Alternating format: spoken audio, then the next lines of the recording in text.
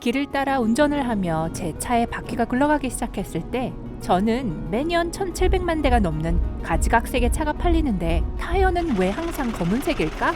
하는 생각이 들었어요. 도로와 색깔을 맞추기 위해서일까요? 그런 거라면 왜 도로를 검은색으로 만든 걸까요? 왜 분홍색이나 초록색이 아닐까요? 초기의 도로는 흙길로 갈색이었습니다. 그리고 그 도로가 진흙투성이가 되고 지나갈 수 없게 되자 사람들은 도로를 금으로 포장했습니다. 정확하게는 황금빛 지피였지만요. 그래서 최초의 길거리 음식이 되기도 했어요. 말에게 해당되는 얘기죠. 그 이후에는 조개껍데기, 조약돌, 자갈들을 사용하기 시작했습니다. 요즘도 자갈이 박힌 도로를 찾아보실 수 있습니다.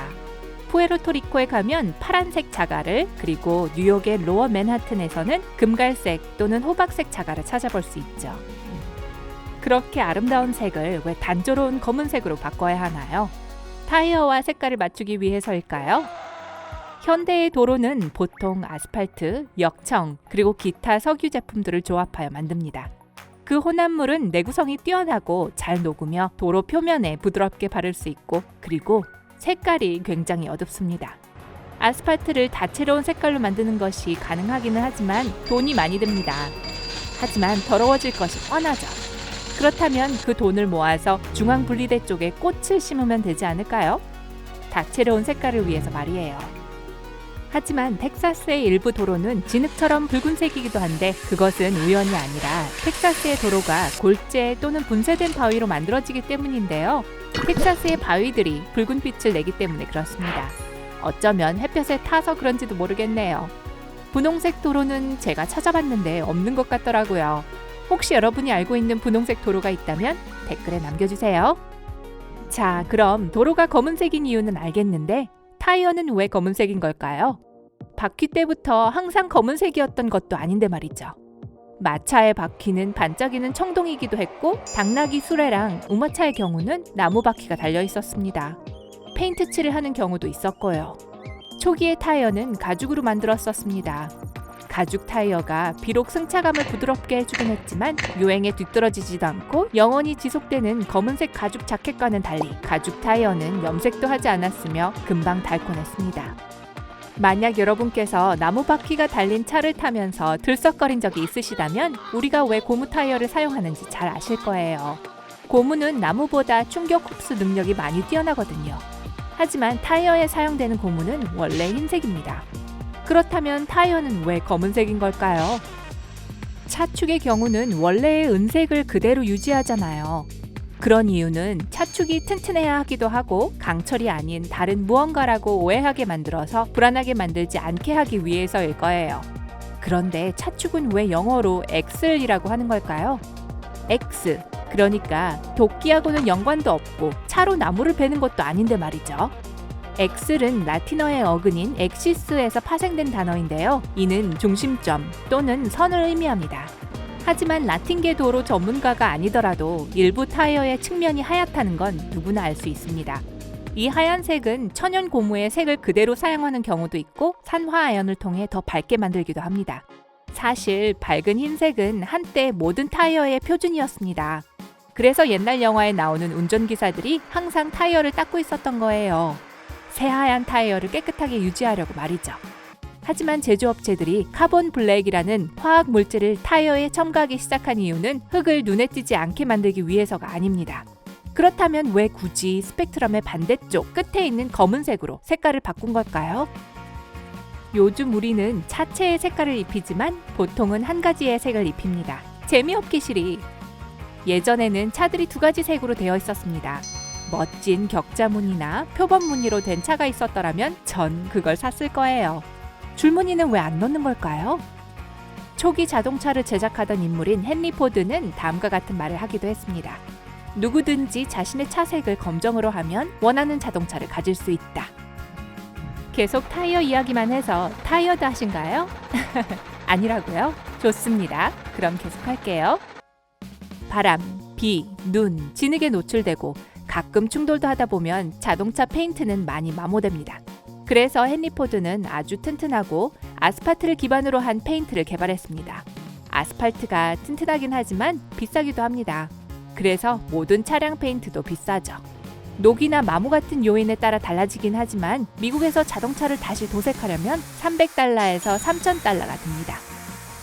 아스팔트도 다양한 색깔로 만들 수 있습니다.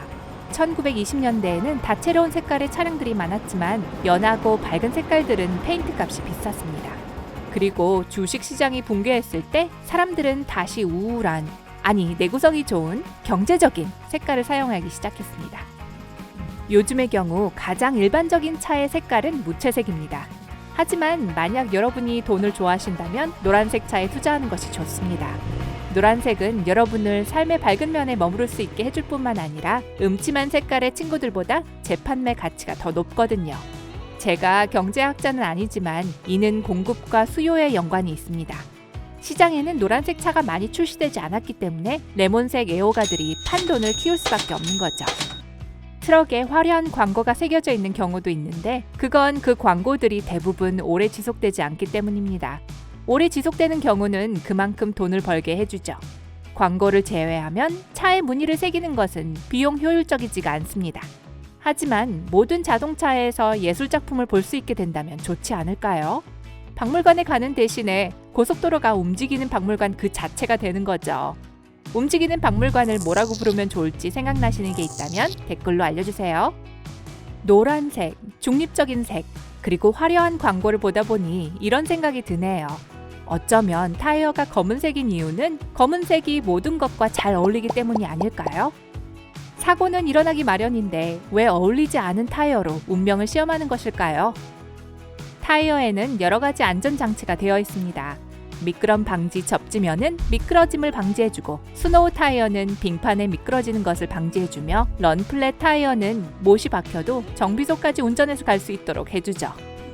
그리고 색깔은 교통안전과 연관이 있습니다. 주황색 라바콘, 빨간색 소방차, 횡단보도의 줄무늬. 도로에는 우리들의 눈에 잘 띄고 위험을 피할 수 있도록 선택된 색깔들이 많습니다.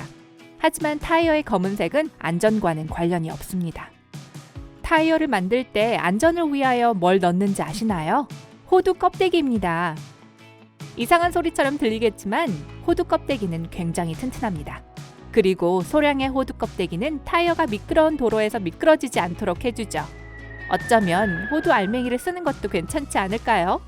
땅콩 버터가 우리의 입천장에 잘 달라붙듯이 호두 버터도 도로에 잘 붙어있지 않을까요? 하지만 그렇다면 타이어를 견과류 색으로 만들어야 하는 거 아닌가요?